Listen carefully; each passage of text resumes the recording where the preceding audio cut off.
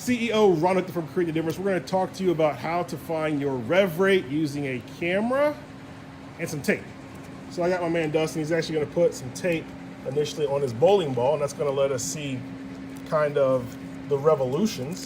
Doesn't matter. We're going to use 1-inch tape. We're just going to kind of put it end to end. We're going to go right through the center of the grip of the ball, and that's going to allow us to be able to count how many times the ball actually goes around and around and around. Put one more piece on there, maybe a little half one. There we go. That's what we're going to do first. Then we need two things to be able to calculate rev rate. We need to be able to calculate rev rate from ball speed. We also need to be able to calculate rev rate from revolutions. So to calculate the ball speed, we're actually going to time, using a little timer, we're going to time when the ball hits the lane to when it hits the pins.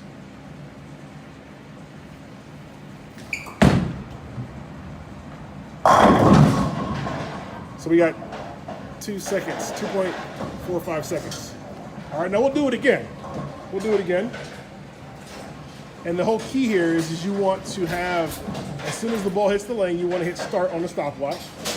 And then as soon as the ball hits the pins, you want to hit stop as well. Now, here's the other thing. You want to have a full rack when you do this, because from the foul line to the head pin is exactly 60 feet.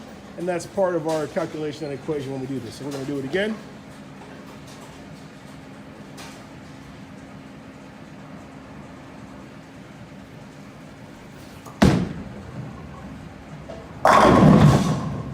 .52 seconds. So we're real close with both of those. Now, the next thing we're going to have to do is calculate those revolutions.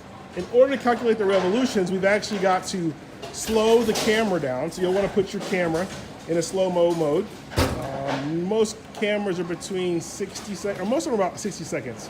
Or I'm sorry, 60 frames per second is what the camera will go to. When you have it in a slow motion mode, we're going to get down kind of low, and we're going to watch the ball all the way from the foul line to the head pin. We're going to calculate how many times the ball rotates around.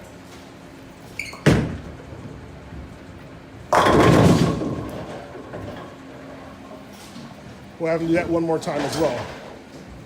And then what we'll do, using the speed that we found, using the average rotations that we find, we'll be able to pull up a chart, and the chart will allow us to calculate the ball's rev rate. Now, this is not this is average rev rate, right? Because actually what happens is as the ball goes down the lane, the rev rate actually increases and the ball speed decreases. So this is an average rev rate.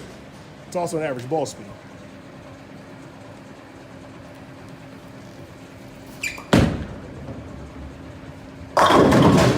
Just like so. Now you're going to want to slow your camera down and count the amount of revolutions the bowling ball makes between the time it leaves your hand and when it hits the pins.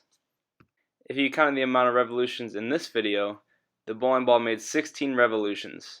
Now take this opportunity to pause the video and take a look at this ball speed and rev rate chart to find your metrics.